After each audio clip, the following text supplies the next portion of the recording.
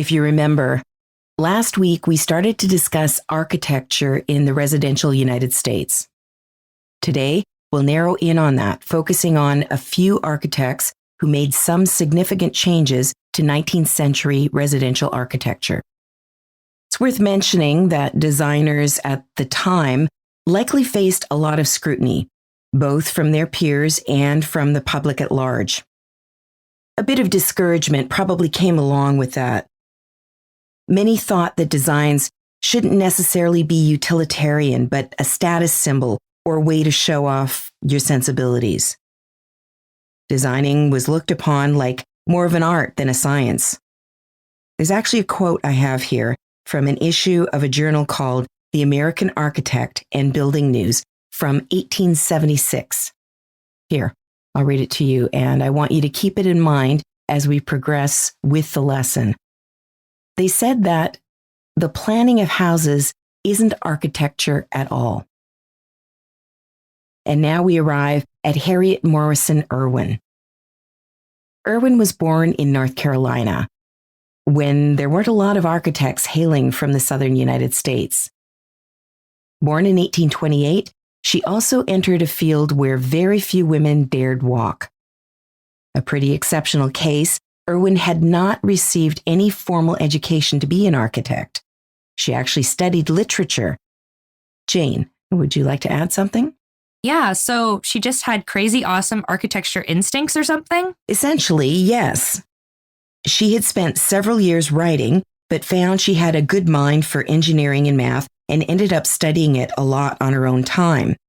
We actually studied one of her favorite authors in the field of architecture, the British critic John Ruskin. Do you remember what Ruskin's main theme was? Oh, I think it was something about nature. Like, he thought that people who lived close to nature would have better health, both mental and physical. Exactly right. So, Harriet really enjoyed Ruskin's writing, and those ideas bloomed into a few of her own. At that point, her push into architecture was fairly small, but caused a bit of an interested stir. Her first contribution was a house designed with a hexagonal shape, 6 sides instead of the standard 4. She thought the important thing about the house was that the rooms were arranged around a central chimney. This central chimney, as you can imagine, provided heat in the winter to each of the 6 rooms equally. It also had an interesting flip for the summer. Harriet made sure there were windows on every outside wall to provide each room with natural lighting and a view of the outdoors. These doubled in the summer, when one could open the windows and doors combined with the chimney flue and produce a noticeable breeze. So she used Ruskin's nature thing and made an open little house that could feel open and fresh. Correct. Likewise, having a fireplace in every room would have meant possible smoke or dirty air in the rooms and a lot of cleaning.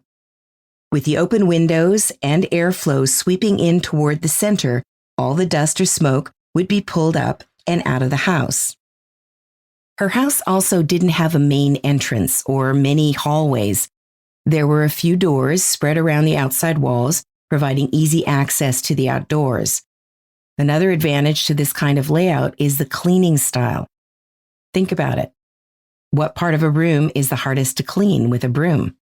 Probably the edges of a room, under a desk or in a corner. Exactly. Now, I have a strong feeling that due to the times, biographers weren't as kind as they could have been. I feel they may have downplayed her designs and didn't talk about how truly ingenious and creative this idea had been. If Margaret had first designed this same house in today's times, architects would be praising her name from the rooftops. Well, that may be a bit exaggerated. Anyway, 3 of Irwin's hexagon design houses were created during her lifetime. In 1869, Irwin received a patent for architectural design, the first woman in the history of the United States to do so. That kind of remarkable achievement speaks for itself, if you ask me.